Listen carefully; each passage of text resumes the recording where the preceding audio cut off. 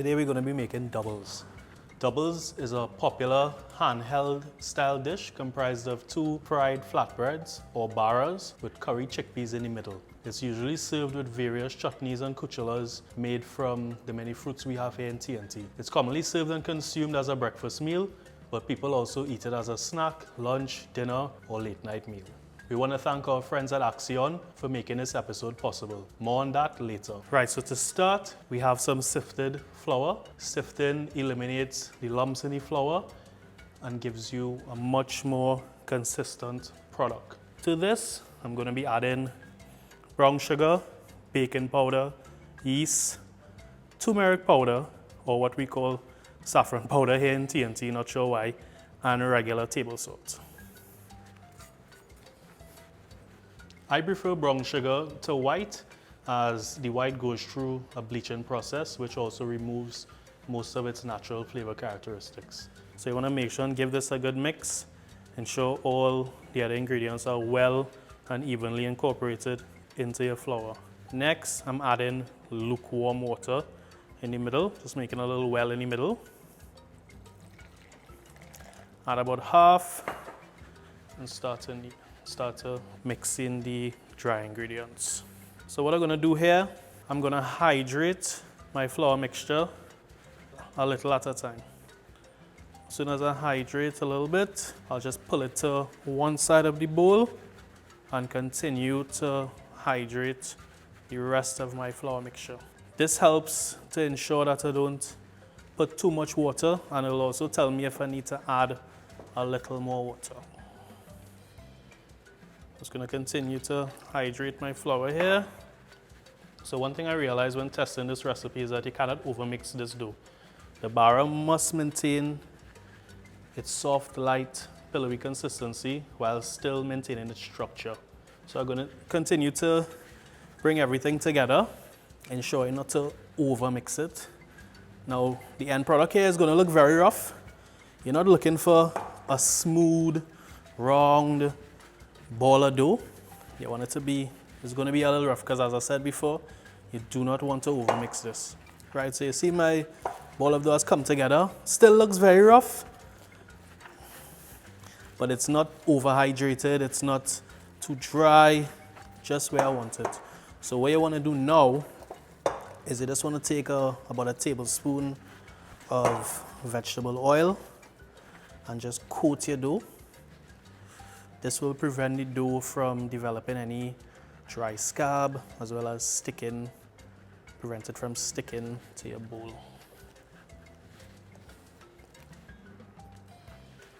And again, it's okay if your dough is looking like this, rough, looking undermixed to be frank, but as I said, don't worry, all this is part of the process. Once it's evenly coated with the oil, I'm going to cover it with a damp cloth and let it rest for an hour. And during that time, you'll get started with the channa. Right, so for the channa, I start by heating a small saucepan, small to medium sized saucepan over medium heat. Once heated, I add in my mustard oil. I prefer this oil for the added flavor, as I think mustard complements the curries very well. Coconut oil would be my next choice. Once that is up to temperature, I go ahead and add in my Caripoule leaves and hot pepper.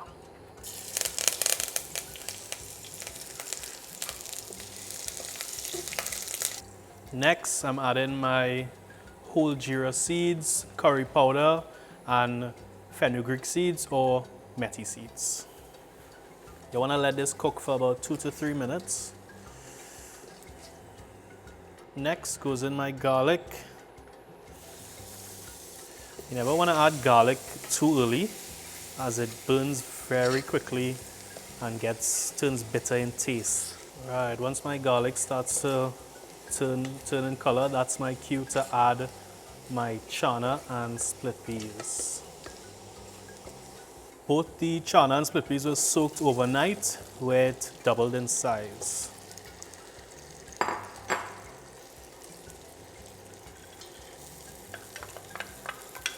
You want to give this a good mix, ensuring to evenly coat all the Channa and peas with our curry mixture. Right, now that our Channa and peas is evenly coated in the curry mixture, I'm gonna reduce the fire to low, cover, and allow it to cook for 3 minutes. Right, so 3 minutes has passed. Just gonna give it a turn. And I'm gonna add the water.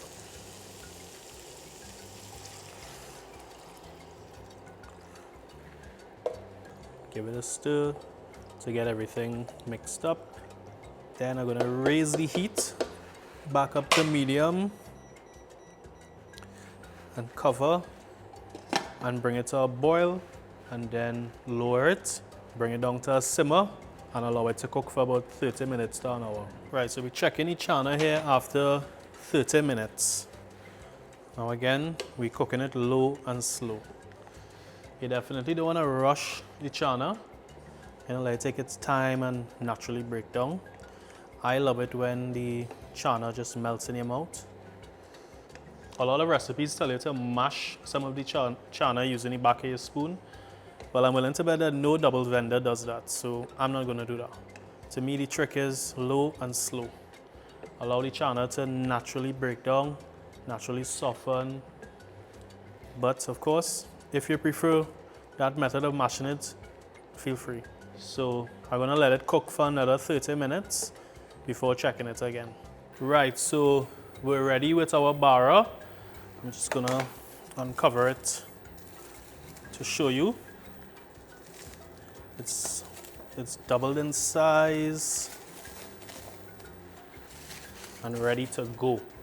So the first thing you want to do is add some vegetable oil to your pot and get it hot. Ideally, you're looking for about anywhere from 390 to 395 degrees. Right now my temperature gun is reading 406, but that's okay. I'll just drop the heat a little bit, and while I'm preparing my lawyers or baras, the temperature should drop down. But that's okay because we want this oil scorching hot, because this bara is literally going to take 2 to 3 seconds, if so much, to fry. Take some oil here and liberally apply it to my hands. Right, next I'm just going to take a little bit of the oil and just lightly grease the counter. You don't want to grease it too much because you're going to be using the counter to spread your lawyers or baras, but you also don't want the baras to retract too quickly. That happens when you put a little too much grease on your counter. So I'm going to just break off some 2-ounce size lawyers here. Just going to do about 4.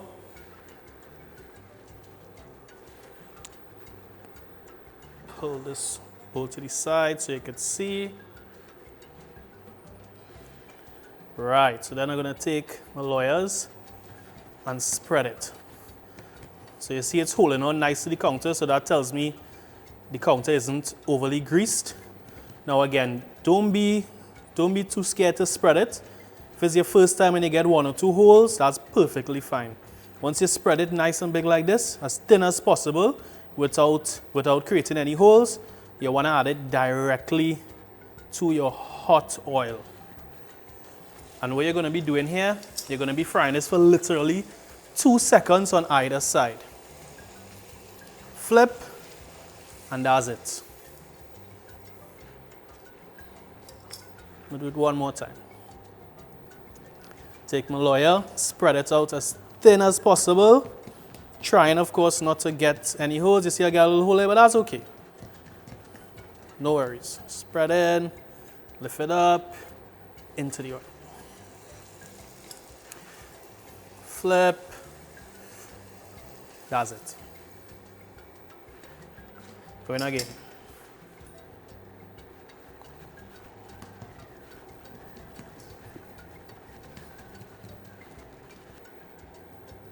Pick it up, into it.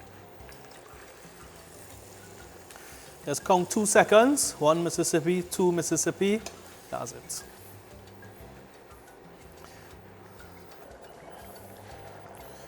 Alright, so now it's time to check our Channa.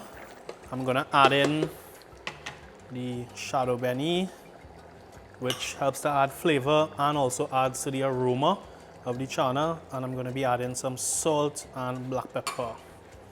Now this has been going for more than an hour now, and that's okay because sometimes depending on the channa, it might be a little hard, so it might just take a little longer. So you basically just have to cook it until it's reached your desired texture. So as I said, I like it when it melts in your mouth, but as you can see here, it's thickening up really nicely. So I'm just going to continue to let this go until it has reached my desired texture and consistency. Right, so we've finished fried our bara, we finished cooked our channa. Just gonna give the channa a quick stir before we start to build. So as you can see, the channa has thickened up. Right, now moving on to the bara here. So you can see, bara is nice and soft. Can't get better than that. So here, just before we start a build, just briefly talk about the condiments we have here. So starting off with some tamarind sauce, some roasted coconut chutney, shadow beni sauce, some scotch bonnet pepper sauce, some cucumber chutney. This is just grated cucumber, salt, black pepper, shadow beni, garlic, a little hot pepper, and we have some mango anchar. So really and truly, you could build your doubles how you like. We just, have these 6 condiments here on hand just to show you some of the various condiments that we in TNT consume with our doubles. Right, so we're going to start a build. So of course, we had to build this on some greaseproof paper. All right, so you take it 2 baras, sorry. Spoon on some channa, take a little more. Start with the tamarind sauce, a little coconut chutney. I love coconut chutney. A little shadow beni sauce. I'm not a big pepper eater, but for some reason I must eat pepper on doubles. So I'll just take it slight. I know some people slight different to mine. A little cucumber. I don't know, there's a big debate. Some people don't like cucumber. I love cucumber. And some mango anchar. So here we go.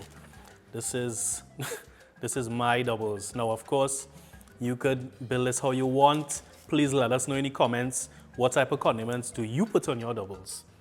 There's nothing else to do here but to eat. So I don't know about you, but I like to flip over my first bara, try and give everything a good mix in the channa, and eat.